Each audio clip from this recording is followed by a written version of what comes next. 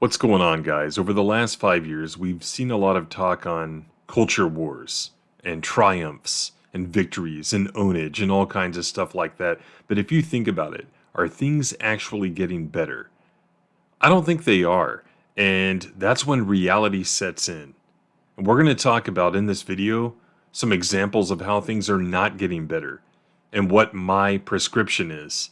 I want to point out that my fellow panel member Deadwood Dale recently did a video on this topic. I'm going to put a link in the description. I think Dale and I agree from a high level on principle, but our opinions diverge when it comes to what the most important fronts are in the war and what the best prescription for remedy, as I mentioned earlier, is. Even though the term has been around for decades, almost 100 years, it really came to the forefront in the early 90s, and then of course in the 2000s, people like Bill O'Reilly wrote books like this. And of course, you know how he turned out to be not really a culture warrior, right? Now you can look at the Department of Education and recognize the threat it represents when it comes to culture war, because they have the ability to indoctrinate the populace through their mandate to educate. Not everybody can afford to send their kids to private school, but it is an option. Plus, kids, at least up until Generation Z, tended to be skeptical, if not apathetic, about what they were taught in school. So that's where entertainment comes in. These people knew if they could get control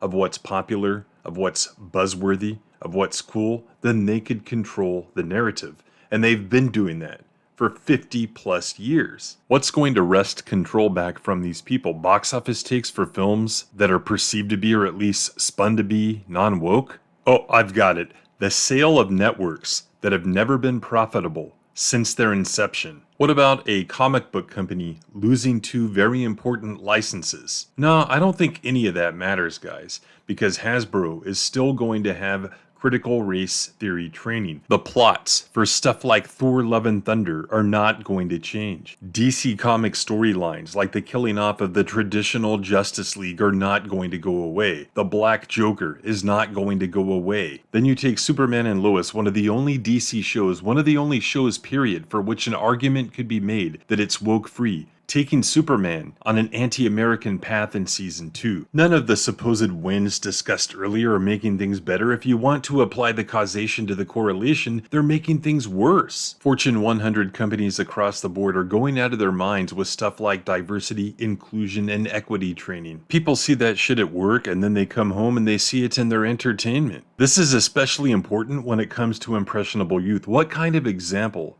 are people setting who claim to be in culture wars when they continue to watch the stuff that they claim has been ruined? They're not setting a good example at all. There's a reason many of them want to keep false hope alive. A good example are the people writing the false hope that Kathleen Kennedy will finally be fired by Lucasfilm after years of being proven wrong. As long as there are enough people out there to believe it, the grift will continue. Another place where I disagree with Dale is the remedy. He wants you to do what you want to do because you want to do it. I say if you're in the culture war and you actually want to win, don't do what you want to do because you want to do it. You need to actually stop spending money with these mega conglomerates. I know people get tired of hearing me say that, but hey, if you're not in the culture war, then watch anything you want. But if you are in the culture war, it is the only way to effect change. Or if you're of the belief that the war is not winnable, which isn't a bad case to make, then at least you're being true to your values. Whenever I see platformed creators with followers who think their lionized idols are actually doing something in the culture war but are actually making it worse with their actions, I liken it to handing a kid brother